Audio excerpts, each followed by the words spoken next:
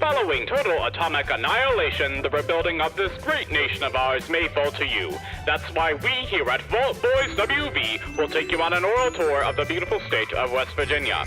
There's no other place to be better prepared for the impending fallout. Now we go live to our team of experts. Hello, and welcome to the Season 2 premiere of Vault Boys WV. Let's give a round of applause for us. We're self-serving every day. If you didn't know, this is a weekly podcast bridging the gap between Fallout 76 and West Virginia through history, culture, and personal experiences. Some of it has references, and the rest is just our local take. From Holler to Highway, we've got you covered 6 ways to Sunday. I am your resident Appalachian scribe, Dave Chaffins, and joining me in a mysterious return is the dark horse of Charlie West, Austin O'Connor. How are you doing, Austin? What's going on, man? Hey. Been a while. It's been a while. What you been doing? What you been up to? Just hanging around. Just hanging around? Just doing stuff. That's fun. So, recently, I met up with you. I went to the Mothman Festival alone. I was like, you have to park. Yeah. Way out. Way out. Well, if you want to pay, you can pay $10 and then get a bus and take in. Right. Or you're like me and you got to park far away. And so there was a trek to get to the Mothman Festival. And so it's like the journey steps in. The journey of 1,000 miles starts with one Fitbit step. So I'm walking I get into it, and the first person I see, Austin O'Connor. I was like, oh, thank God. And my mom. And your mom. And Sandy Schrader. She's great. Yeah. I enjoyed spending time with her. We neither of us had ever been to the Mothman Festival. Mm-hmm. And I was like, hey, you want to go do this? She was like, yeah, sure. So drove to Kentucky, picked her up, and we went to Point Pleasant. So it was kind of overwhelming at first. Like you said, it's like I got into Point Pleasant, and it was only like 10 a.m. Yeah. So I was like, oh, yeah, we're early. And the traffic was like backed up a mile to get onto the bridge into Point Pleasant. I mean, people love the Mothman Festival. I was surprised in the turnout. Mm-hmm. And it's great that it had such a great turnout, and it's very exciting. Yeah. But there was a lot of people there. Yeah. Well, I knew it was popular, but I didn't realize that at 10 a.m. there would already be like 5,000 people there. And this is like ready to go. A small town. Like, this is not like a big area like Huntington or Charleston or Morgantown or even Bluefield. They basically doubled their population with that festival, like for the day. Like they brought in, I think, probably close to what their normal population was, which is awesome.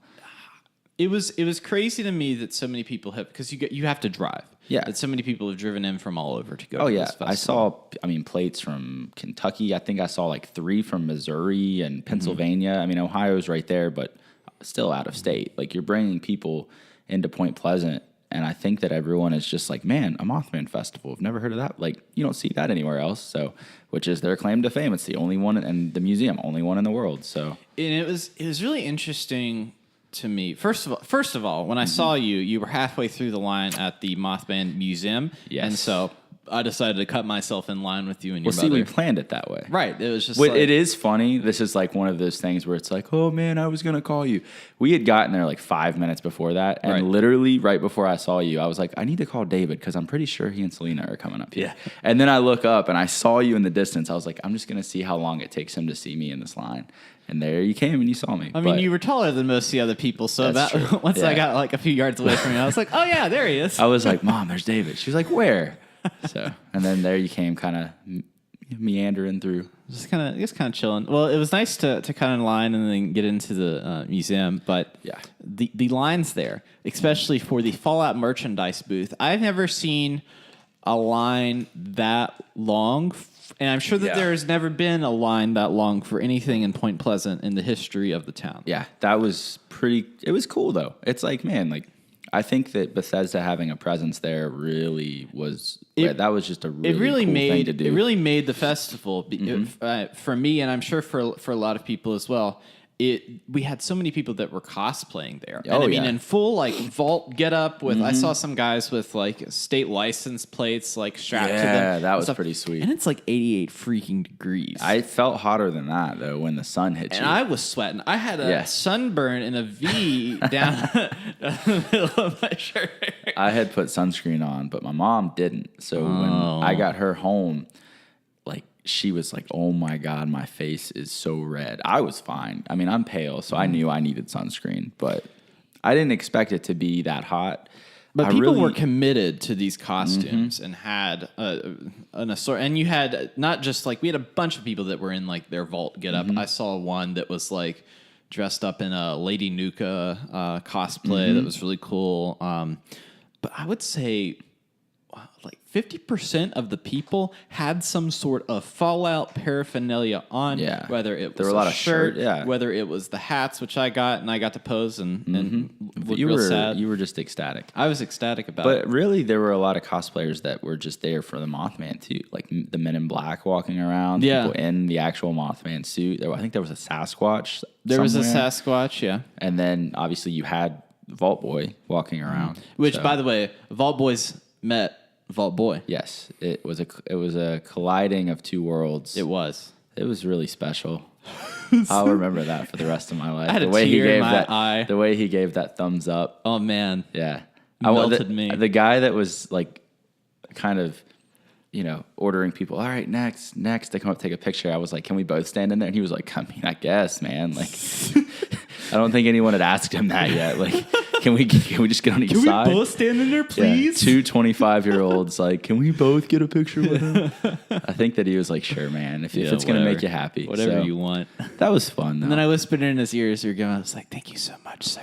I really whispered appreciate sweet nothings Sweet into his ear. Yeah, but I can't imagine being in any of those suits that day. They would, I hopefully would have like a fan inside because it was hot. But yeah, I mean, and it went on. Friday night was like a kickoff event, and Saturday and Sunday. So you think about how many thousands of people in a weekend span came to Point Pleasant. It's really awesome.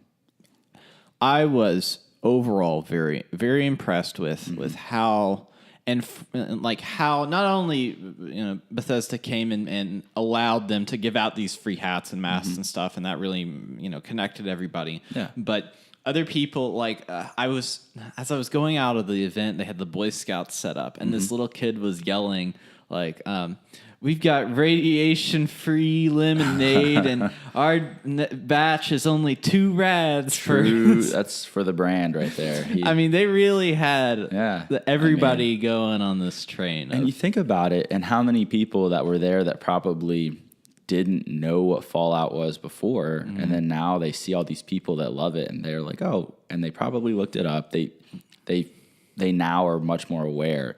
So that was definitely, I think, good for Point Pleasant. It was good for Bethesda. It's just, it was a really good weekend. I think it was a great way to intro what Fallout is and like the aesthetic of it, and the reception, and what a great way to join the community with West Virginia citizens and the people that come out to these things. Where I mean, in less than 2 months, it's going to come out and it's going to change West Virginia in a lot of the ways that other major media has, like We Are Marshall, or it's going to open up the state to a lot of people. That's going to be cool. And if you have not been to a Mothman festival before, I think we both recommend that you make it down to Point Pleasant. I would say that you would need to. Yes, it is very unique, and there's a lot of things to see. The Mothman Museum itself.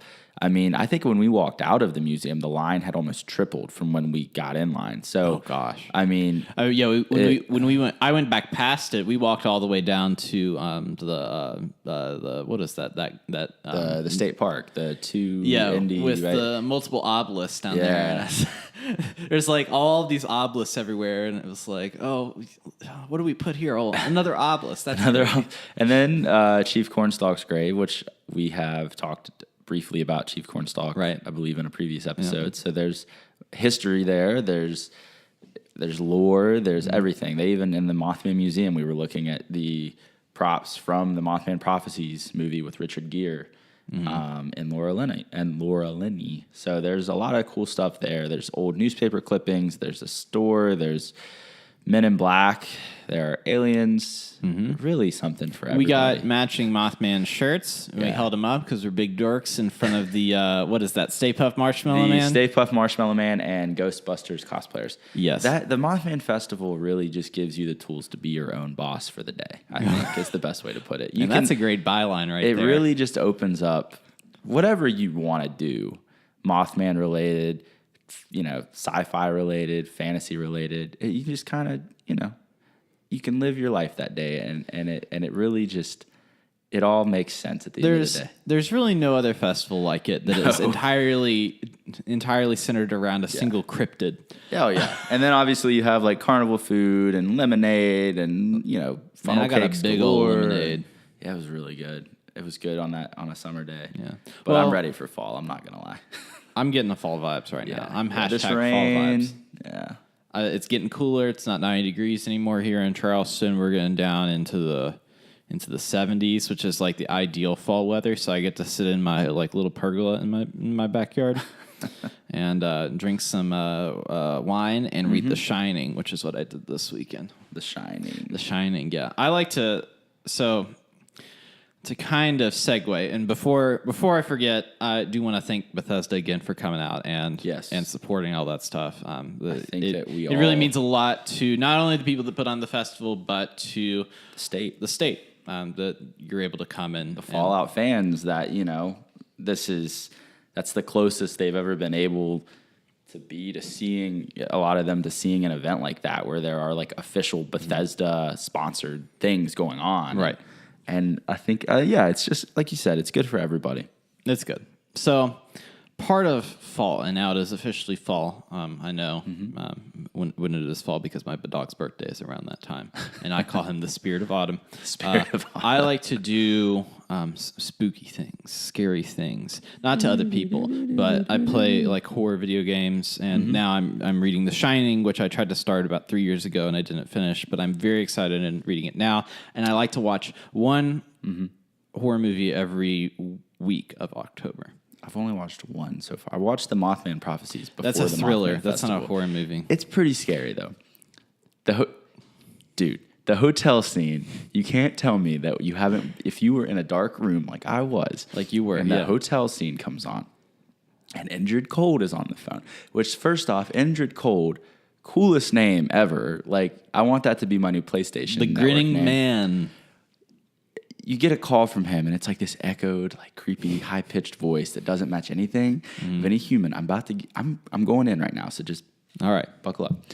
And this man's talking to Richard Gere on the phone, and you're telling me that you don't get a little bit scared when this man starts talking about I can read your mind and all this stuff, and Richard Gere's like, "What's in my hand?" And he reaches in the dark in the drawer, and you don't even see what's in there, and the man says chapstick. And Richard Gere opens his hand, and sure enough, there's chapstick there, and you don't get a little scared?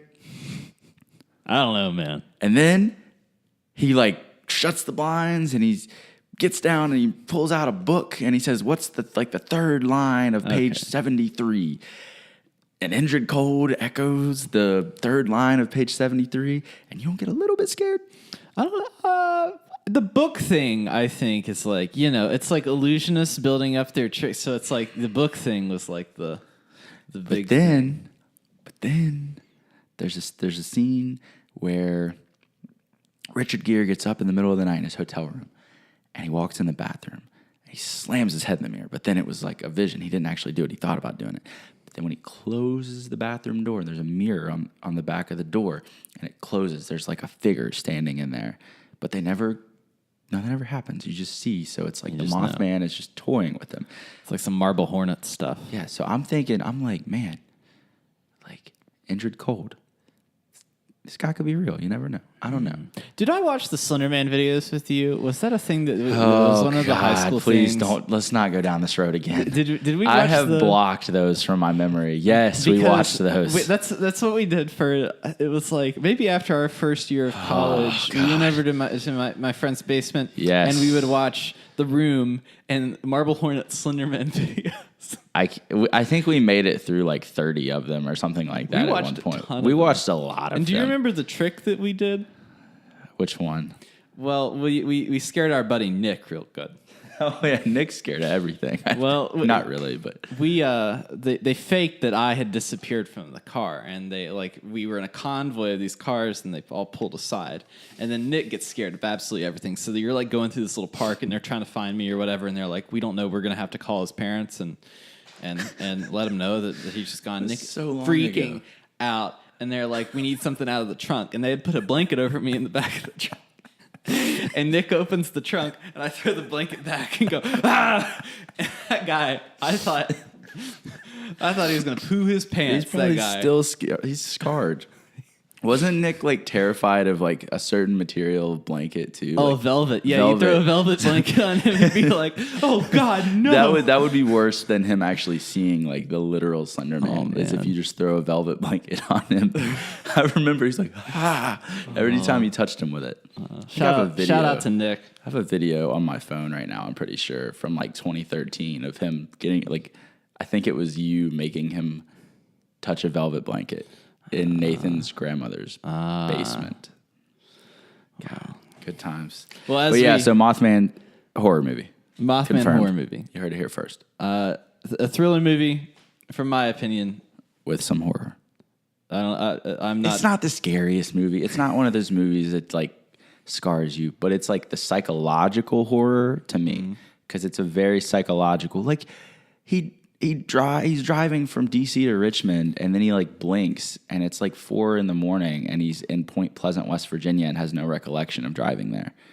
Like that's kind of like that type of stuff is what creeps me out. Like thinking about like the supernatural, not like some like Michael Myers coming out and like stabbing you. Like I get scared from like these like weird like unexplainable occurrences. Yeah, well, that you can stuff come. freaks me out. I mean, after I'm done with The Shining, you can read that because that book. I've seen the movie. I'd like to read the book. That book gives me chills reading it. Is it even creepier in text? It is better than the movie, and I love the movie. The movie's really good. Anywho, all right. Enough about our personal high school stories. Wait, hold on. I have to tell one short story about The Shining. What you got? When I was going, the last plane trip I took, the kid next to me, because they had like movies on the plane, and the kid next to me was watching The Shining for the very first time ever. So I like would frequently look over at his face as he's watching this. And like every once in a while, it was just sort of like this like very concerned face. And then I like waited for the very end, like when he like just like smashes the door down with the axe. He's like, here's Johnny. And this kid was genuinely like, like his eyes were wide open. Like he didn't know what to do. So I paused my movie and just sat like this and was just watching him the entire time. That's a show in itself. Yeah. I've never had that experience of like getting to watch someone else see like a crazy good movie, like plot twists. Well, it was kind of a slow developing plot twist, but like the climax of all of this and just watching him like, because his face was like wide eyes, and then he'd like sit back, and then he'd come back close to the screen, and then he was like putting his hands on his head like this. Kid was stressed, but it was a beautiful moment. All right, that's my story. I like that story. That's good. But with that, and all of I haven't seen this boy for a long time, so this is my vault boy here, so I need to catch up a little bit on this. BOI, Vault BOI. BOI, yeah. Until I changed the logo, and then people are like, what's Vault Goys? I don't know what Goys is. All right. With that, let's move into our next segment. So, Austin, this week in Fallout 76 news, there is a little bit of news, but before we get into the news, I want to know what you think of the previous news. Have you been keeping up with some stuff here? A little bit. A little bit? A little bit. I think, so in terms of the nuclear warfare in the game, it being revealed that comes after you finished the main story and right, everything. after you're done with everything.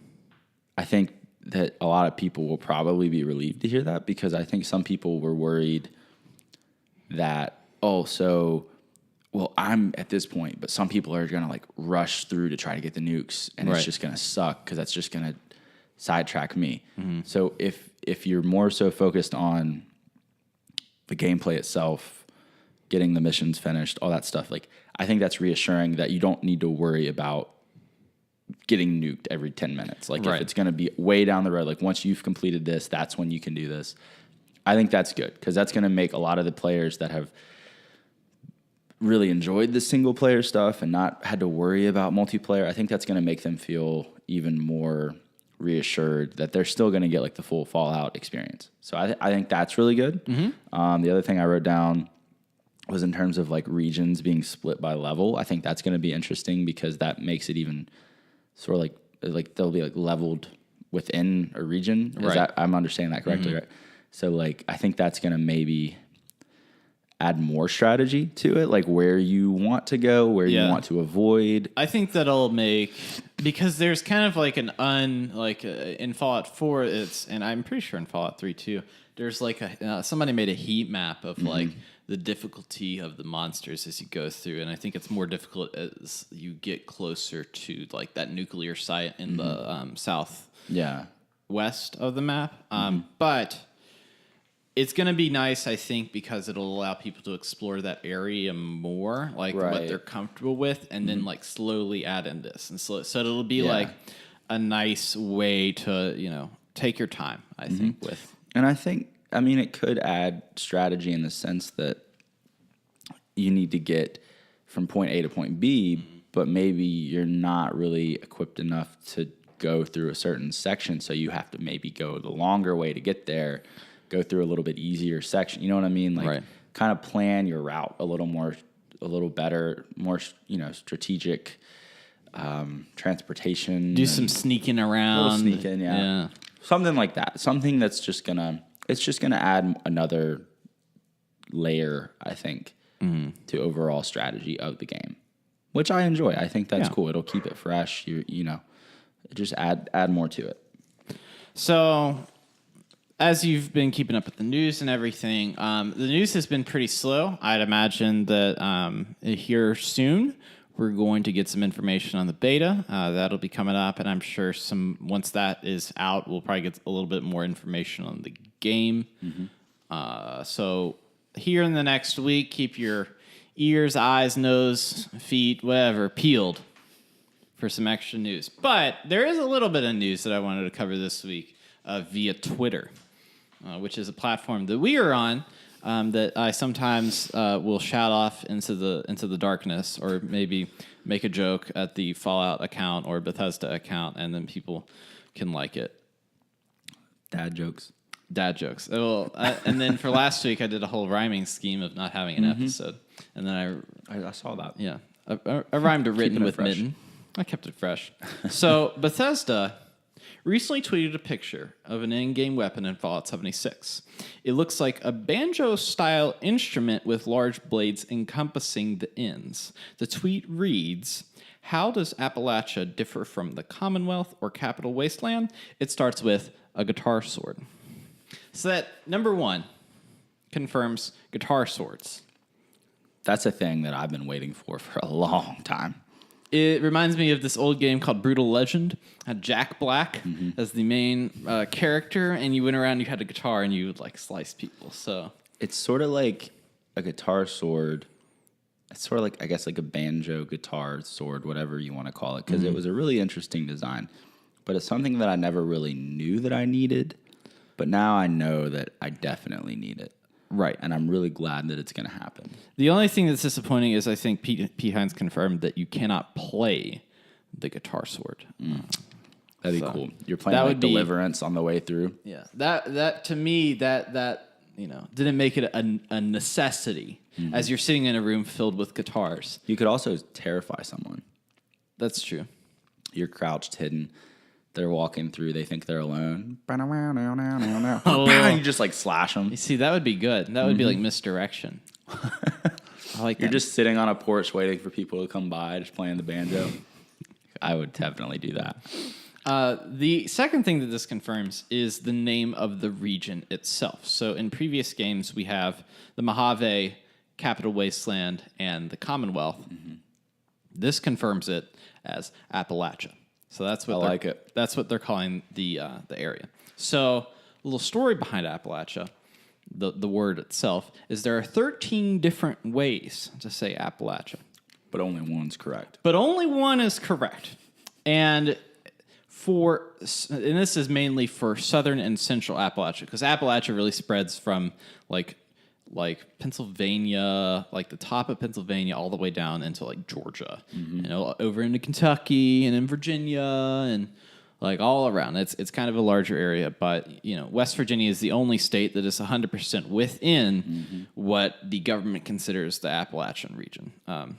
With that being said, it is very telling in this area of how you say Appalachia. There are 13 different ways to say it, and all of them are right. However, when you're in the area, you will undoubtedly be judged on how you say it. If you throw a Y in there, it's game over. Appalachia, no. There's no Y. People will know that you're not from here. There's not a Y. There's not an S at the end. Appalachia. It's just Appalachia. Well, and I think it's interesting because it's named after, at the very base of the mountains, there was the Appalachian Indians, which the Appalachian Mountains are named after. And so the way that you say Appalachian is the way that we say it. So there's like a little more reinforcement over what is correct and what is incorrect. Well, there's also the school that everyone pronounces correctly, Appalachian State. So I don't know where between them saying Appalachian State and Appalachia, they get Appalachia. Appalachia. It's somehow like when you take away the state, Appalachian State, they just go, oh, well, Appalachia. And it seems like it's always like news reporters or like weathermen that are like new to Appalachia. And I used to hear it all the time in Charlotte. I'd be watching the news in Charlotte, and they would always call it Appalachia or the Appalachian Mountains. And I'm like, that's not how you pronounce it. Yeah, there used to be, what was it? I think it was a power company or maybe a resource company that had commercials that were like, we really care about the community here in Appalachia, and we're a part of that. And I'm thinking, no, you're not. And it's like Appalachian Power. Yeah. Like people, it's like these companies, they'll pronounce the company correctly, but then somehow when it comes to the actual region. So pro tip, if you want to sound like you're from here, it's Appalachia. No, Appalachia. Now, as far as the Monongahela or Monongalia, a good rule of thumb is people around here just call it the Mon. The Mon, yeah. Which I actually wasn't aware of until I moved to Charleston. Yep, this is the Mon. When I was in Huntington, and it's 40 minutes away? Never heard it. But here, I hear it all the time. The Mon. The Mon. The Mon. Especially Easy. when I was up in Morgantown, and hearing, just Mon. Easy. It cuts it out. It's a lot easier to say it now. As far as saying the word hurricane or how you pronounce the river in front of the Capitol building. Canal. Like you're from Lowville. It's a whole different story. Now, the second tweet that I want to point out is Bethesda posted a mysterious photo of a fence line with a painted outline of a skeleton torso that's in orange. It has a torso and a head, and the writing on the fence post says, "SICKLEMAN was here." So there'll be more on that here in a bit. But for right now, we'll move on into our next segment.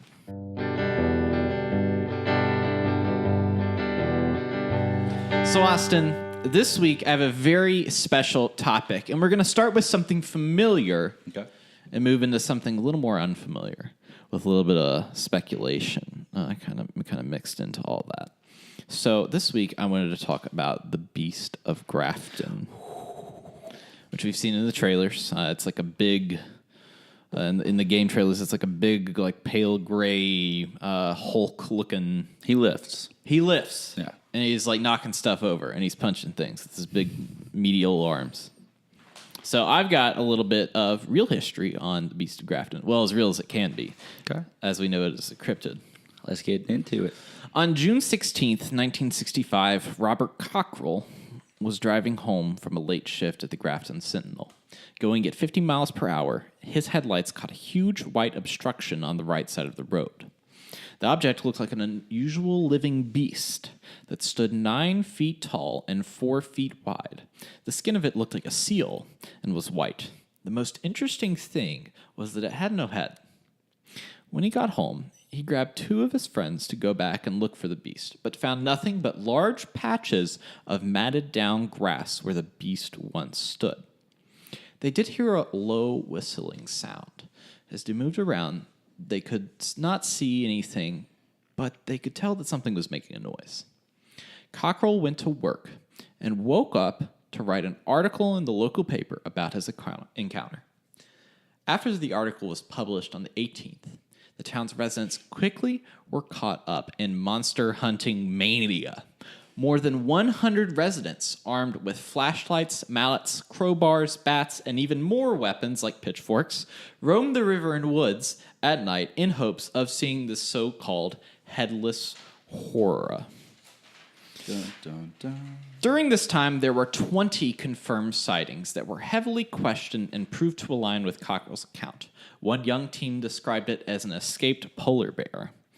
The next day, the paper published a second article that downplayed the severity, calling Cockrell's account spring fever, and refused to publish the remaining accounts acquired by Cockrell. Cockrell collaborated with a UFO journalist named Gray Baker to republish his account, but they never were.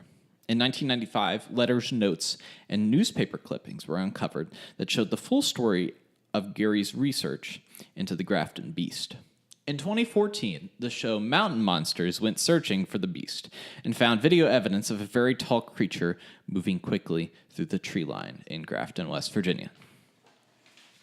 Austin, what do you think about this monster mania? The Grafton monster has always confused me and just sort of the way that, I guess, the witnesses said, the fact that it doesn't have a head has always scared me.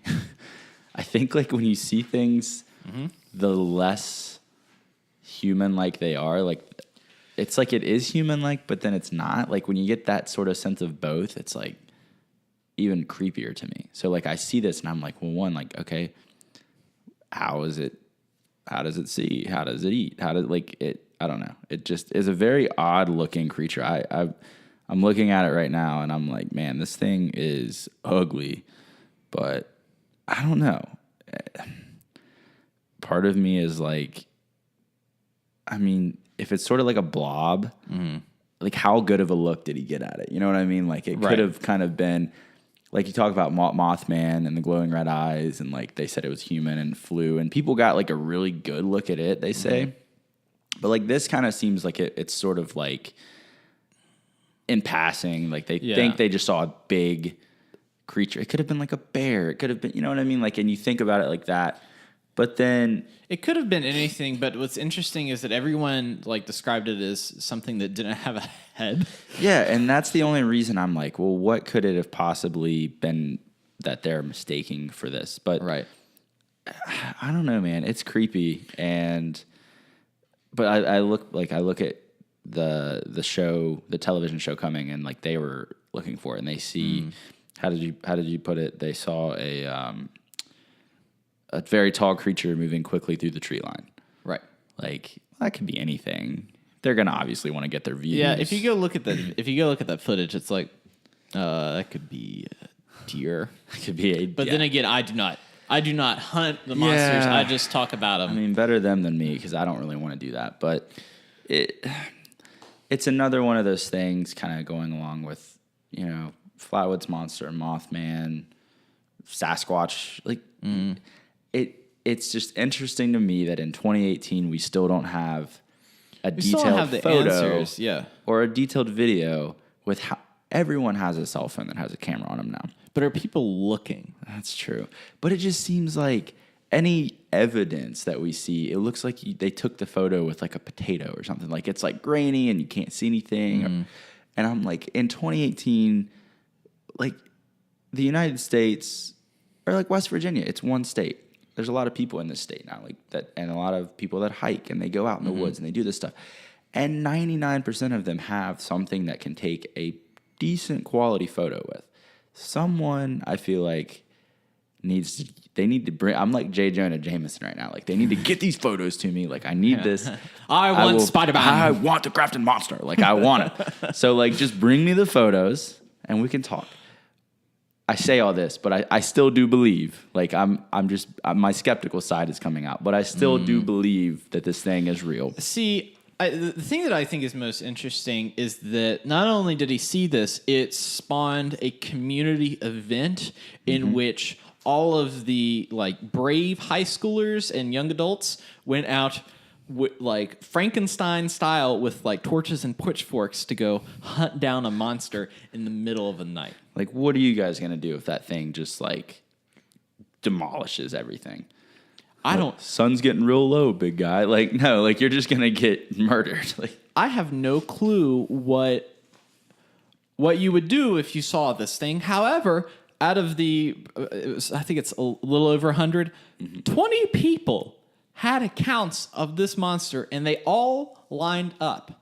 Yeah, and that's what freaks me out, because it's like, okay, if it is just like a bear or it's something that can be explained, one of those 20 people you would think would have been like, oh, it was just a bear. Like, but they all were like very adamant about the fact that this thing it doesn't have a head. Like everything was like, okay, like this thing's supernatural. Like it's not something that you can explain. This is a like extraterrestrial being right now. I definitely think supernatural. I think it's interesting that all of the times that it's shown in the trailers, it's always like destroying stuff. It's like knocking over stuff and pounding, like literally like a bull in a china shop, like just like turning over everything.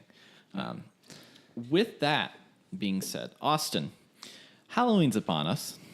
Would you be interested in a ghost story? I would. This has a little bit to do with the Grafton Monster. This is The Head in the Well from the Telltale Lilac Bush and Other West Virginia Ghost Tales by Ruth Ann Music. In an old homestead near Mount Harmony, West Virginia, 150 years ago lived a beautiful young woman named Mary Meadows. Every man for miles around wanted her for his wife, but she only cared for Tom Dixon, who, like herself, was young and handsome. The wedding day was set, the big cabin was made ready, and the marriage took place. The young couple seemed to be ideally happy. Some of Mary's many admirers were very disappointed over her choice of Tom Dixon. One man especially seemed broken-hearted. His name was Jack Wilson. He was an odd person who never forgot anyone that got in his way. As the months passed, he got worse. He wouldn't talk to anyone. He was always in the woods, and people saw less and less of him. Soon, he was a type of wild man, bearded and dirty, with clothes and rags, and eyes that had the look of a maniac. One day, Wilson saw Mary in the town of Fairmont. Knowing that Tom Dixon would be home alone, he crossed the river and took the road that led to Mount Harmony and Dixon's farm. Along the way, he stopped in a nearby woods and retrieved a scythe that he had placed there long before. Like some wild man, he crept upon Dixon, who was hoeing corn in his big cornfield. However, Tom's dog saw him and started to bark. Tom looked around just in time to see the wild man-looking madman coming at him with a scythe. He started to run for the house, with Wilson close behind him. He had got as far as the well when he tripped, and before he could get up, Wilson was upon him. Now he had to fight for his life, and some fight it was. But he finally took the scythe and with one big swing cut off Wilson's head, which rolled into the well. Horrified at what had happened, he carried the body deep into the woods and hid it under the brush. He never said anything to his wife about the fight, and even killed a young pig and threw it into the well to keep anyone from using the water. 2 weeks passed.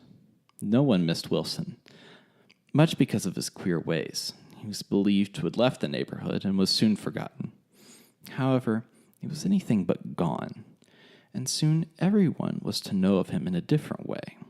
Without any warning, Tom Dixon, who in 2 weeks seemed to have aged 20 years, sold his farm, took his wife, and moved to the far west. never to be heard from again. The new owner of the farm was a very good man by the name of Salters, who soon moved in. This was the story he told. Every night when the moon was full, he would hear a deep voice call out from the woods, "Where is my head?" From down in the abandoned well, a burbling answer would come, "Down here in the well." Then the voice in the woods would say, "Where? I can't find the well." Then after a short pause, the voice would start all over, and the conversation would repeat over and over all night long until the full moon would disappear the next morning. This went on for years. Salters moved out, and nobody would live in the house for any length of time, and the farm was soon reclaimed by the woods. It's one of the most popular ghost stories from that book in particular. And so to kind of tie all this back in, first of all, what's your reaction? Because you're looking quite stunned over there. If I lived somewhere and I heard that voice calling out, "Where's my head?" and then I heard it answer, and it just went over and over and over, I would just have to go outside and be like, "Dude, like, let me guide you. Let me pull you over here. Just leave us alone." I don't know. That's creepy, though. Because I used to think, when I was a child, my grandma used to tell my cousins and me, she would tell us ghost stories. Mm-hmm. And they were very scary ghost stories. And often she would have them take place in her house and make it about where we were sleeping that night. And it would scare the you-know-what out of me. And I used to, my mind would make me hear things like that. Like I would, and I was like, "I can't stay here anymore, Nana. I can't do this." Like she scarred all of us. So anything with a voice, you're gonna hear something, that freaks me out. That's why I was over here having PTSD flashbacks to the stories that my Nana would tell me when I was a kid. But you look uneasy. Yeah, I'm kind of shook right now. But I like that, and I like the fact that it's a West Virginia ghost story. So to tie it all in, we've got the Grafton Monster. We've got this ghost story, and we've got SICKLEMAN. So here's some more facts that I've done through some extra research. So Mount Harmony, where this occurred, is 16 miles from Grafton, West Virginia. Oh, man. It is not only 16 miles, it is located downstream on the Tygart Valley River, which is the same river that the Grafton Monster was found. The theory that I have, and that I've come with, is not just in Fallout, but in lore in general. The Grafton Monster is constantly looking for his head. I know I said this in an episode before about Thomas Jefferson, but I'm having thoughts now that you have channeled your inner Rust Cole from True Detective. And if I walk through that door, there's going to be a whole wall full of photos and pins, and you've tied all of this together. Tied it all together, yeah. Wow. I am actually impressed right now with that. So, when you told me that you were going to this was going to tie in and all of this together, I was like, how? Okay, whatever. But now I'm like, oh my God, David might just done something here, man. So my theory is the Beast of Grafton is Jack Wilson, who had his head cut off and was buried in the woods near the river, which is every time where the Grafton Monster is seen is in the woods near the river. Well, I think you're right. I believe it. I will. That makes sense. Now, why would this Grafton Monster stay near the river? Yeah. He doesn't have a head. He only has this, his sense of touch would have to be heightened because, when people go blind or people go deaf, their other senses increase. So the river, not only can you hear it, can you smell it, can you see it, you can also feel it. True. So that would be... So realistically, the Grafton monster would be fairly easy to trick, I would think, in that sense, if it can't see or hear. If it is now, it may have grown something to allow it. I mean, and that and within the game itself. Well, that's true. I just think it's so cool that they are pulling all of this lore. And if you are correct, which, I mean, it sounds very plausible that you are, that would be some, like, insane attention to detail for them to include SICKLEMAN and, like, all of this stuff. It doesn't, the thing is, it doesn't answer the question, which is my question for this episode. Who is SICKLEMAN? Is SICKLEMAN Tom Dixon, the guy who beheaded him? Or is it Jack Wilson, the Grafton monster who originally had the sickle? That's true. Also, let's talk about the fact that this man lived out in the wilderness trying to toughen himself up. And he comes at this guy to kill him, and then he gets got with his own sickle. Cold world. That really is cold. The other thing that I thought was interesting, just of looking at like reasons for these monsters to exist in a post-radiated world, the original idea for zombies comes from nuclear radiation. And so you have resurrected this zombie man that has sunken into the earth True. in Fallout 76. So you have this headless giant zombie Jack Wilson, also known as the Beast of Grafton. Maybe Mothman is here to save us, though. I mean, that could be the case. Maybe the Mothman is going to be the hero of Fallout 76, and we just don't know it And yet. we don't know. But I do know that I've narrowed down the SICKLEMAN to two different people. Okay, And I've looked all over. Let's hear it. Well, it's, of course, Tom Dixon and Jack Wilson. Yeah. Oh, yeah. I thought you were going to, Yeah, it's two guys. drop more My knowledge on question is, how is Tom Dixon included in this Fallout 76 tale? it. Well, Is SICKLEMAN still with us? my thing is, if there's not going to be any other characters that aren't like real players, there's not going to be like there's not going to be like a man. What about a ghoul? A ghoul. Well, that's true. A ghoul and his rivalry with a zombie. You're dropping too much knowledge on me right now. I can't handle this. I'm sorry. I can't do this. Well, yeah. So I moved this episode specifically to this day because I did the research on the Grafton monster and then was doing research for our eventual Halloween episode and found the story. And then I was sitting in bed one night and I was like, wait a second. How far did this happen? And then I was like, I'm a geographer and I was like doing the mapping. I was like, wait a second. This is the same town. This is what happened. The Telltale Lilac Bush is like a very famous ghost story book. Yeah. And there's a bunch of other ghost stories in there. It's just one of them. So, as far as Fallout 76, maybe he is Jack Wilson. Maybe I'm just making all this up. Maybe you really are like Rush Cole right now, and you are. Well, he was right. He ended up being right. A spoiler alert, but maybe. Well, only time will tell. Time will tell. 2 months will tell. Well, it's less than 2 months now. It's less than 2 months. That's true. We're creeping up on it.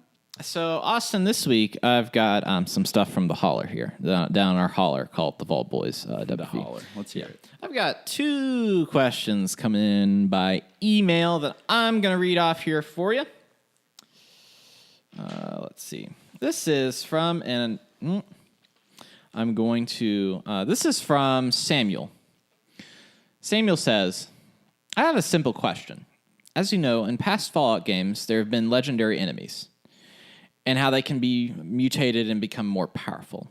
I have listened, not completely focusing, to all of your podcasts so far, and I might have missed it, but I do remember you talking about your own character and getting random mutations. Do you think that your enemies can get the same random mutations during the battle, just like in earlier games? And he says, and that's okay if you've talked about it earlier. I would love to hear your thoughts on the subject. Thanks, from Samuel.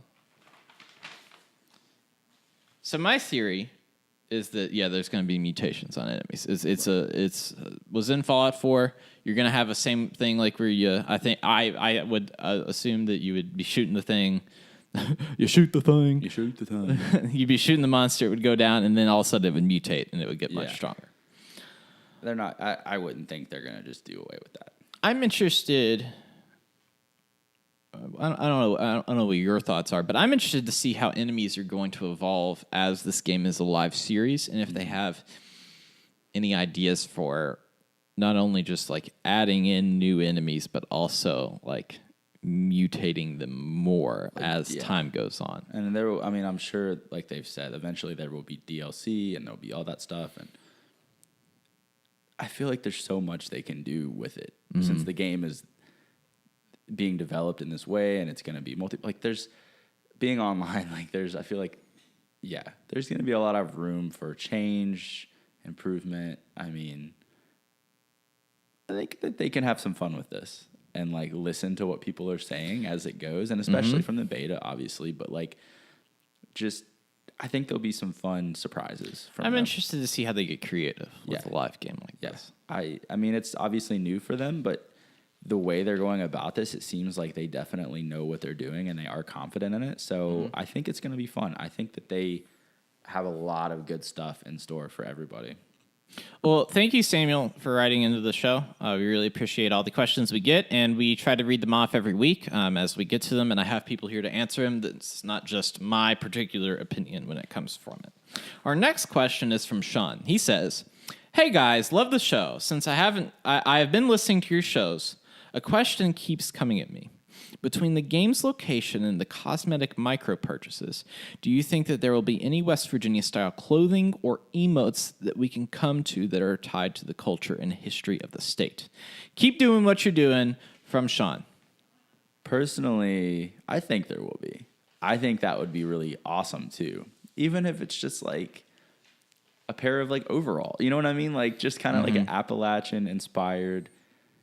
I mean, like, even, like, a coal miner's uniform. Or, like, you know what I mean? Like, and I saw, in the trailer, you see, like, a fireman, I think. I think that's based... I think those are Charleston firemen. I think that's, like, specifically for Charleston. But I'm pretty sure there are, like, coal mines in the game and stuff, too, if I think. Or, like... there's coal mines in the game. Yeah. So, I would think that there has to be, at some point, like, a coal mining... or even just, like, a helmet with the light on it. Or something like that. They have mining helmets in Fallout 4, too. Yeah, so it's, like, there will be, I would think... I can't think of a reason why there wouldn't be. I guess. Yeah. Which I think would be fun. My ideas that I have that I think would be interesting would be, first of all, if you're going to make a game in West Virginia, you're going to have a coonskin hat. I'm going to be 100% surprised if you don't have a coonskin hat. The Daniel Boone hat. And if you don't have a full mountaineer outfit. If you that would be... You've in my opinion, you've got to have, like, that's iconic. When you think of West Virginia, you think of this mountaineer guy. That would be sick. I'm interested to see what they do with Vault-Tec University and how much they make it look like WVU. Yes. And what their... Woodburn Hall is there, which is good. That's a good start. But the design of the, like, because they're going to have, like, jerseys or something that, people are going to wear and they're going to have. So as far as clothing, that's what I think I'm just... Along with that, with WVU, I'm interested to see with Vault-Tec how like expansive that university will be, because WVU is a really big school up there. Like there's like 2 campuses, I think, across town. I mean, so I feel like Morgantown is going to have a pretty significant role in the game at some point. I would think.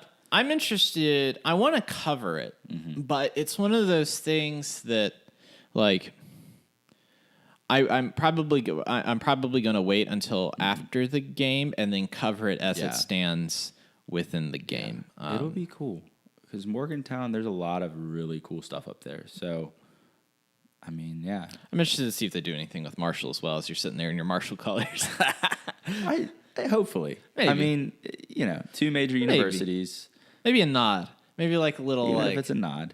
I would, but as a Herd fan, as a Marshall alum, I hope that they do. Get a little Marco nod, A little Marco nod. Or just even like a John Marshall statue. It's cool. So for emotes, I've come up with a few that I think would be interesting to see. And these are suggestions, if they don't have them already. Number one that I have would be the Jesco White Mountain Dance. So in Grand Theft Auto 5, if you don't know who Jesco, well, let me go back. If you don't know who Jesco White is, The Dancing Outlaw. Jesco White is famous for a PBS documentary called The Dancing Outlaw, in which he declares himself the last mountain dancer, and that's his father was also the last mountain dancer. When he died, Jesco became the last mountain dancer. Jesco is prolific and is something. is a wild personality. Johnny Knoxville did a whole documentary on his family, the White family, but he is famous and has been even in music videos and was motion captured for Grand Theft Auto 5 and can be seen on top of the mountain. That they have motion captured him and made him a character to where he dances in there. So I would think it would be interesting to see like them do some motion capture and get like a Jesco White Dancing Outlaw emote. That would be pretty sweet. The others I have is, are you familiar with Diamond Dave's Ninja School? Is that the Ninja Star? Yep. I was thinking that if you go online, look up the Redneck Ninja. That's how I found it before. I would love for them to have a Judy Chop, which is what he calls is and it's very important in the Diamond Dave School of Ninja that you say it when you do it. Ninja so you have to Judy Chop when you have to say that, and then Ninja Chop. So there's there's Karate Chop too, but I like Judy and Ninja. I like it. Let's see. I have maybe like one where you eat a pepperoni roll. That would be sweet. I have on here, like we talked about before, an emote that's very Charleston, where your character would grab a piece of bread, hold it up, and say "You're toast." That would be like a threat. Man. That would be a threat. It'd be like, can he throw it like a frisbee at the enemy? That's what I would like. Is have that as an emote to be like, "You're toast." Maybe you combine the Ninja Star with your toast. Oh man, he says your toast, and then he goes Ninja Star, and he throws it, and it's both in one. Got it. Gosh, opening up so many possibilities here. And then to shout out to a clothing brand, you can also have your 3 up, 2 up. 3 up, 2 up. And get your WV sign in there, where you got 3 fingers making your W, 2 fingers making your V. You throw them up. Hey man, I think that would be a cool incorporation in the game. They would be stoked. But I'm a little biased. You'd be stoked. I'd be stoked. So as far as our emails, that's it for this week. One thing I want to mention to you is that we are on Instagram, so if you want to see some more photos from the Mothman Festival, we have a story on Instagram. You can look at some of the stuff we've taken. You get to look at our pretty faces, and you get to look at me with a real sad face wearing a Vault Tech hat. We also have Twitter, where I've now taken to posting hints from this week. So if you've seen a tweet of a headless horseman, and I said I'm going to mention everything in here in the podcast, except for Sleepy Hollow. So we mentioned the woods, we mentioned the dark horse of Charleston sitting over here, we mentioned the headless man, and then the pumpkin. I'm mentioning it right now. So you get all those mentions, as well as other tweets that I've tweeted out, which have River, which we talked about, the Tiger River, and Grim Reaper. In those tweets. So if you want a little bit of a hint, find out what we're doing next, it's a great place to go. Read it up. Thank you for being patient with us and allowing us to have a week off so that we could write more amazing stuff. We've got episodes all the way up to release, and we're going to be doing some more collaborations here soon that I'll let you know about, so you can stay tuned. Don't forget to email us your questions at vaultboyswv@gmail.com. Check us out on social media at VaultBoysWV and tell your friends. Rate and review us on iTunes to get a shout out like... We have a few shout outs here. Oh, we got a few shout outs. We have a few. So we've sort of monitored, this is from Apple Podcasts, and we see that we do have a lot of people commenting and rating us and everything. And we've got, let's see, King Outlaw 3466, Cold Iron. I like that name. Makes you think of Injured Cold. Junior Gear Hunter, Noldy, the Neo God, Fallout 304, the KDM 8788. That was a lot. Zacky's son. It's cool because they're leaving comments talking about this guy grew up in Nevada, lives in Tennessee, says West Virginia's his true home. You said Nevada correctly. I'll mention that. Yes, I have friends in Nevada that at an early age they hammered that into my brain. Just like Appalachia. Just like Appalachia. Let's see. This person said, I thought my state was cool. Not only am I more excited for Fallout 76, now I want to visit West Virginia. So it's awesome. That's good. That's all I can't wait hear. for Fallout 76. Yeah, we appreciate everybody's comments, support, critique of things, letting us know what they like, what they don't like. So, yeah, any sort of feedback we greatly appreciate. And if you feed us back on iTunes, we will shout you out like Austin just did and give you a little bit of respect because we love our listeners. We love it when you interact with us on all of our social media. So, Austin, I hope I get to see some more of you. I like having you back. I like having you back here in the little studio. But for now, unfortunately, the vault door is closing. Stay safe.